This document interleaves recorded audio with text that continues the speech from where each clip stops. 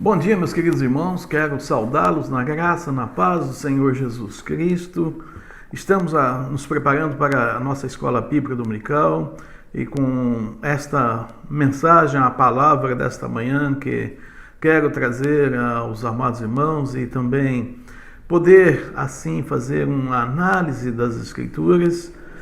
E, queridos irmãos, nós vemos muitas vezes algumas pessoas dizendo que o Brasil precisa de heróis, que nós muitas vezes vemos situações ruins, constrangedoras, problemas, dificuldades, e de uma forma ou de outra o povo busca heróis. É tão real isso aí que muitas vezes eles criam os heróis fictícios, como Super-Homem, Batman e tantos outros heróis fictícios para ajudar e socorrer àqueles menos favorecidos.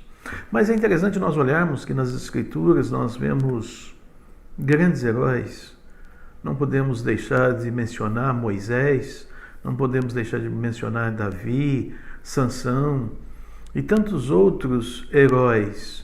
Mas esses heróis, eles são homens como nós, sujeitos às mesmas lutas, às mesmas dificuldades, às mesmas tentações, mas foram homens que se deixaram e permitiram que Deus o usasse, como Deus também quer nos usar. E o tema da mensagem desta noite é: Deus usa quem Ele quer. Isso é um fato, nós sabemos disto, mas entendemos que Deus deseja usar a cada um de nós cristãos. Deus tem alegria, Deus tem prazer em que nós venhamos também a ser usados. E com certeza, para que a gente venha a ser usados, nós temos que nos preparar para que sejamos vasos de bênçãos, vasos de honra nas mãos de Deus. Moisés ele foi preparado nas melhores universidades do Egito e depois ele ficou 40 anos no deserto sendo preparado por Deus. José, ele foi levado para o Egito e ali ele foi preparado e grandemente, poderosamente foi usado por Deus para fazer uma grande obra para o povo egípcio e também para o seu povo. Paulo, ele foi criado aos pés de Gamaliel. Paulo foi preparado e durante 3 anos ele ficou separado para ali ser diretamente preparado por Deus. E nós vamos ver, irmãos, agora nesta manhã, um personagem que nós vemos que ele foi chamado, digamos, às pressas e ele não teve tempo de se preparar, mas ele foi ele foi usado grandemente por Deus. Esse personagem é Gideão. Vamos falar um pouquinho aqui nesta manhã sobre Gideão. Por 7 anos os israelitas foram subjugados pelos midianitas. Vamos ler os versículos de 1 a 6. Do capítulo 6. Porém, os filhos de Israel fizeram o que parecia mal aos olhos do Senhor, e o Senhor os deu na mão dos midianitas por 7 anos. E prevalecendo a mão dos midianitas sobre Israel, fizeram os filhos de Israel para si, por causa dos midianitas, as covas que estão nos montes, e as cavernas e as fortificações, porque sucedia que, semeando Israel, subiram os midianitas e os amalequitas, e também os do Oriente contra eles subiam. E punham-se contra eles em campo, e destruíam a novidade da terra até chegarem a Gaza, e não deixavam mantimento em Israel, nem ovelhas, nem bois, nem jumentos, porque subiam com seus gados e tendas, vinham como gafanhotos em tanta multidão que não se podiam contar, nem a eles, nem aos seus camelos, e entravam na terra para a destruir. Assim Israel empobreceu muito pela presença dos midianitas. Então os filhos de Israel clamaram ao Senhor. Aqui, irmãos, nós vemos os midianitas, os amalequitas, que iam contra a nação de Israel, apoderavam dos bens, apoderavam até mesmo dos filhos dos israelitas, fazendo deles escravos. O motivo de se tornarem escravos foi pela desobediência. É um fato registrado nas Escrituras que quando o povo se voltava para Deus, Deus os abençoava e Deus multiplicava e Deus fazia com que esse povo crescesse. Mas também quando esse povo, os israelitas, se afastavam de Deus, procuravam outros deuses, procuravam outros ídolos, Deus os deixava à própria sorte e aí vinha sobre eles toda a desgraça. Será que muitas vezes, irmãos, quando nós vemos nos dias atuais muitas desgraças vindo sobre o Brasil e sobre o mundo, também não é a desobediência do ser humano para com Deus? Nós sabemos que estamos inseridos nesse contexto e vem o sol sobre os bons e sobre os ruins, vem a chuva sobre os bons e sobre os ruins, mas nós temos visto que nesses dias de pandemia, Deus tem guardado o seu povo, Deus tem feito com que o seu povo caminhe por esse mal terrível que tem acontecido e nós estamos guardados pelo Senhor. E isso é uma prova de que quanto mais nós buscamos, quanto mais nós nos aproximamos de Deus, mais a proteção divina nós temos. E mais, irmãos, eu sempre tenho enfatizado que mesmo que um de nós venhamos a contrair esse mal e venhamos até morrer, não é o fim do cristão, pois nós sabemos que a morte vai nos levar até a presença de Cristo. Mas aqui no caso específico, nós vemos que o povo se afastava de Deus, vinha sobre eles as desgraças. Os israelitas deixaram de adorar a Deus e passaram a adorar os ídolos e os deuses estrangeiros. Gideão, este personagem, o qual nós queremos falar um pouquinho nesta manhã, sabia e conhecia o verdadeiro Deus.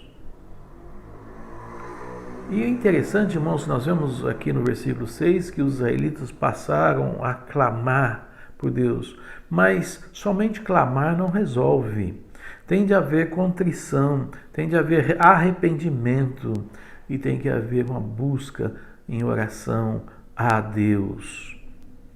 Gideão foi debulhar o trigo no lagar, no meio das parreiras, para que os midianitas não roubassem, pensando eles que naquele período não era tempo de uvas. Vamos ler, irmãos, aqui os versículos 11 ao 16 para compreendermos melhor o que nós estamos falando. Então o anjo do Senhor veio e assentou-se debaixo do carvalho que está em Ofra, que pertencia a Joás Abisreita. E Gideão, seu filho, estava malhando trigo no lagar para o salvar dos midianitas. Então o anjo do Senhor lhe apareceu e lhe disse: O Senhor é contigo, varão valoroso. Mas Gideão lhe respondeu: Ah, Senhor meu, se o Senhor é conosco, por que tudo isto nos sobreveio?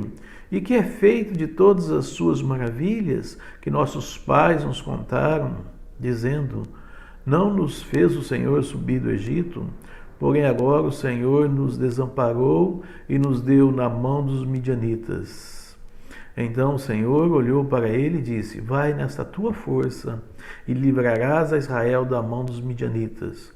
Porventura não te enviei eu? E ele lhe disse: Ah, Senhor meu, como? Com que livrarei a Israel?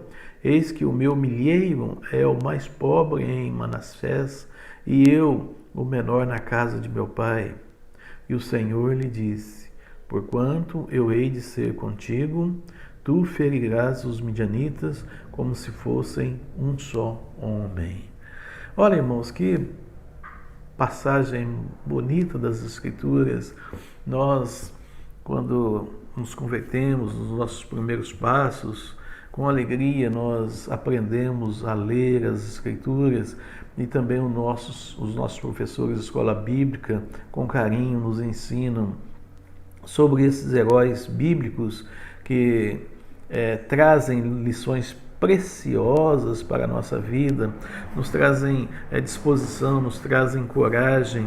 E este homem, Gideão, é um deles que faz com que nós olhemos com alegria em ver que a palavra do Senhor é viva e eficaz. Gideão era homem valoroso e valente. Eu pergunto a você, meu irmão, pergunto a você, minha irmã, você é valente? Você é valoroso? Tenho plena confiança e convicção de que você é valente e que você é valoroso. Basta que nós nos coloquemos à disposição do Senhor. Há pessoas, irmãos, que sabem a vontade de Deus. E há cristãos, crentes, que conhecem e sabem a vontade de Deus. Porém, infelizmente, não fazem. Gideão não sabia. Estava despreparado quanto ao serviço cristão, quanto ao serviço ao Senhor. E nós, muitas vezes, também podemos até pensar, estamos despreparados para o serviço cristão. Mas se estamos despreparados, não é porque Deus não tem se revelado a nós, porque nós temos as Escrituras, Deus tem se revelado a nós dia a dia. E por isso, como somos valorosos e como somos valentes, temos que nos preparar olhando e analisando as Escrituras. Não podemos dizer, o Senhor não me falou ou o Senhor não me disse. Gideão era um homem reto e quis compreender o que o Senhor queria. Permitiu que Deus se revelasse a ele e questionou aquilo que não entendia. Irmãos, eu também tenho falado à igreja de que não é errado nós, muitas vezes, nas nossas orações, quando estamos passando por lutas, quando estamos passando por dificuldades, por problemas, no nosso quarto, orarmos e questionarmos a Deus. Mas quando eu falo no questionar, não é no sentido de querer brigar com Deus, de querer discutir com Deus, de querer ter a razão da situação. Não é isso, mas o questionar é no sentido, Deus, revela a tua perfeita vontade sobre a minha vida. Deus, por que isso está acontecendo nesses dias? O que o Senhor quer nos ensinar? O que o Senhor quer nos mostrar? Nós podemos conversar, questionar, para que Deus mostre a nós qual é a sua perfeita vontade. Gideão, como eu disse, não estava preparado. Deus usa a quem Ele quer. Muitas vezes nós vemos pessoas mais preparadas que nós. Muitas vezes nós vemos pessoas com mais capacidade do que nós. Muitas vezes nós vemos pessoas que podem realizar com mais facilidade até a obra a qual Deus quer. E de repente Deus não escolhe aquela pessoa, escolhe a você, escolhe a mim, que temos dificuldades e temos problemas. E por quê? Irmão, são vários fatores, mas um fator é Deus mostrando que Ele usa quem quer. É Ele quem usa. E quando Ele diz a Paulo, Paulo se sentindo totalmente enfraquecido, totalmente inútil, Deus diz a ele que é a graça do Senhor e o seu poder usa aquele que é fraco. Então Deus, através da sua graça e o seu poder é usado sobre aquele que é fraco. Então, irmãos, nós sabemos que nossa condição, muitas vezes, de incapaz, e Deus coloca a sua mão e faz-nos capazes. E muitas vezes aquele que capacitado, aquele que se acha até em condições de ser usado, por arrogância ou por prepotência, por se julgar forte, ele acaba ficando de lado, não sendo usado por Deus. Deixe Deus usar você. Permita que Deus use a sua vida para que você seja bênção para outras pessoas. Devemos, irmãos, ser gratos por Deus, por Ele nos usar. Não te mandei eu? E o Senhor Jesus diz, seja sal e seja luz. E o Senhor Jesus vai mais além. Ele diz que Ele nos escolheu e nos escolheu para que a gente vá e dê fruto. Portanto, quando nós estamos nas mãos do Senhor Jesus Cristo, nós podemos ser usados grandemente pelo nosso Senhor e pelo nosso Salvador. Irmãos, no versículo 15, vemos que Gideão não era o pobrezinho que ele se imaginava. É interessante que aqui no versículo 15, ele diz: ai, meu Senhor, com que livrarei Israel? Eis que o meu milheiro é o mais pobre em Manassés e eu o menor na casa de meu pai. No versículo 27, então Gideão tomou 10 homens dentre os seus servos e fez como o Senhor lhe dissera. E sucedeu que, temendo ele a casa de seu pai, os homens daquela cidade não o fez de dia, mas fê-lo de noite. Ou seja, ele usou 10 servos seus. Então, provavelmente, ele não era tão pobrezinho. É interessante que muitas vezes nós também passamos esta imagem de coitadinhos, de pobre coitado, de ai tadinho. E nós não somos. Muitas vezes nós achamos que não servimos para nada, achamos que não temos condições de ser usados por Deus. Isso é errado. Como eu disse, Deus olha para nós, Deus sabe da nossa condição, sabe que somos pequenos, mas Ele quer nos usar. E quando Ele quer nos usar, Ele pega o pouco, o fraco e o torna e o faz como Ele deseja. Nos versículos 17 a 22, o anjo do Senhor, aqui nós encontramos aqui nas Escrituras, é uma teofania. E teofania o que é? É o próprio Jesus Cristo se manifestando como anjo às pessoas lá no Velho Testamento. Gideão, ele teve fé, estava disposto a conhecer o melhor do Senhor. É isso que nos alegra, meus irmãos. Fé. Uma palavrinha tão pequena, mas de um poder tal que faz com que mude até mesmo situações e circunstâncias que nós não encontramos muitas vezes aos nossos olhos, abertura ou solução. Mas a palavrinha fé move montanhas. Devemos ter fé, estar disposto, como Gideão, a também conhecer o que Deus quer para as nossas vidas. Conheçamos e prossigamos em conhecer o Senhor. Oséias 6,3, esse versículo é maravilhoso porque faz com que nós possamos crescer na presença de Deus, conhecer mais de Deus. E é assim que nós vamos ver a atuação de Deus nas nossas vidas.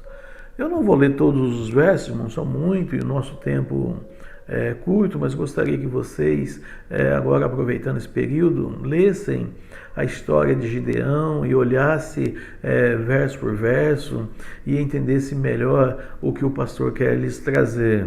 Nos versículos 22 a 23, Gideão diz: ai de mim, Senhor, vi o anjo do Senhor face a face. Muitas vezes nós também queremos ver ao Senhor Jesus. Somos salvos, somos lavados, regenerados, transformados, estamos agora no processo de santificação. Mas há momentos de nossa vida que nós gostaríamos de estar face a face com o Senhor Jesus Cristo, olhar nos olhos do Senhor Jesus Cristo e expressarmos a nossa dor, a nossa tristeza ou a nossa alegria, o nosso lamento ou a nossa felicidade.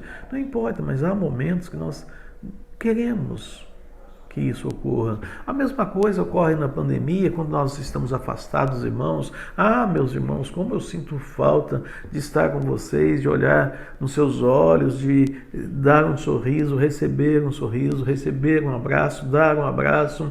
E isso nos faz falta. E no sentido espiritual também, pois nós queremos e sentimos a vontade de olhar o Senhor face a face.